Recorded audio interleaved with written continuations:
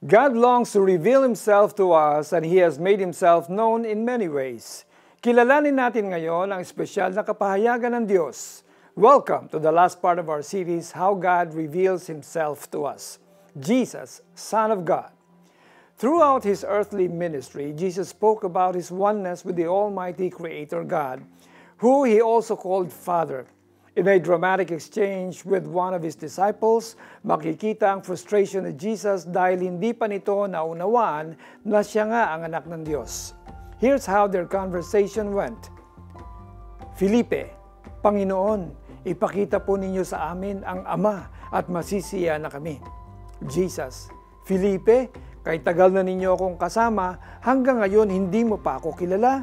Ang nakakita sa akin ay nakakita na sa Ama. Bakit mo sinasabing, ipakita mo sa amin ang Ama? Hindi ka ba naniniwalang ako'y nasa Ama at ang Ama ay nasa akin? Hindi sa akin galing ang sinasabi ko sa inyo, ngunit ang Ama na nasa akin ang siyang gumaganap ng kanyang gawain.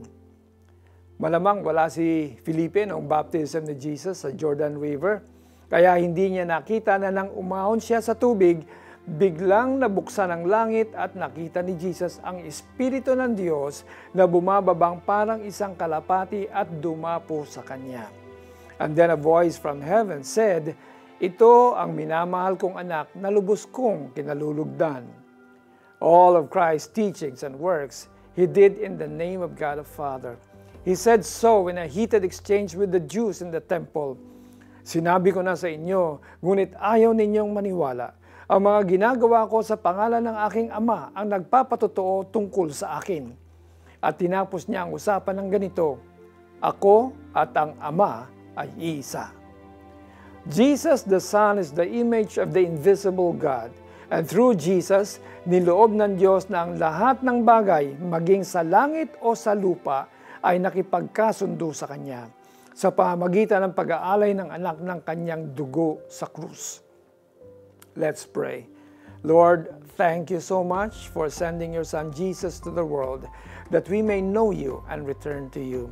Through Jesus, help me know and love you more. In Jesus' name I pray. Amen. Watch the Jesus film on YouTube anytime this week. Kailan may wala pang taong nakakita sa Diyos, ngunit siya ay pinakilala ng kaisa-isang Diyos na lubos na minamahal ng Ama. Juan 1 hanggang 18. God reveals Himself to us through the Bible and through our conscience, and most of all, through His precious Son, Jesus Christ. Thank you for always tuning into Tanglaw. May you continually grow in knowing God. Ako po si Pastor Alex Tinsay, na nagsasabing patuloy po tayong lumago sa Panginoon.